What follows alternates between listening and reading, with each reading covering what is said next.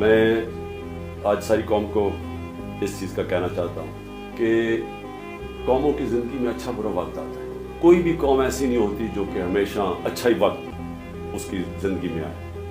اونچ نیچ ایک زندگی کا حصہ ہے اور قوموں کی زندگی کا بھی اونچ نیچ حصہ ہے.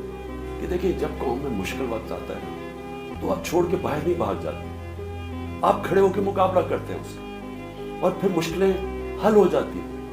ہمارے سے بہت برے حالات جرمنی اور جاپان کے تھے دوسری جنگ عظیم کے بعد. وہاں بھی تقریباً کوئی بلڈنگ ہی نہیں کھڑی تھی, فیکٹریاں تباہ ہو گئی تھی, شہر سارے تباہ ہو گئے تھے.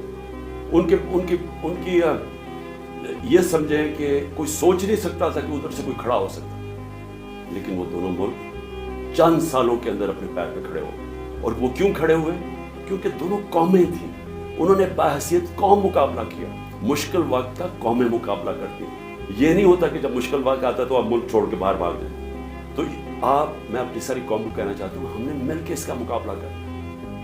یہ جو ہمارے اوپر چور مسلط کیے گئے ہیں ان کا ہم نے مقابلہ کرنا.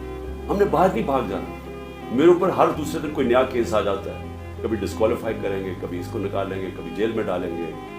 میرے لوگوں کے اوپر کیسز ہیں, تو کیا ہم ملک چھوڑ کے تو نہیں باہر بھاگیں؟ میں تو یہی کھڑے ہو کے اس کا مقابلہ کروں گا. جان کو خطرہ ہے لیکن میں یہی مقابلہ کروں گا. اور میں آپ سب کو کہنا چاہتا ہوں کہ یہ اللہ نے ہمیں تحفہ دیا پاکستان, اور قائد اعظم نے کہا تھا کہ کوئی طاقت پاکستان کو تباہ نہیں کر سکتی. کیونکہ قائد اعظم نے تب سوچا تھا کہ ہم بحیثیت قوم جو اپنی آزادی کو ایک سمجھتی ہے کہ اللہ کی بہت بڑی نعمت ہے کہ ہمیں انگریزوں سے آزادی ملی, لیکن ہم قوم نہیں بن سکے.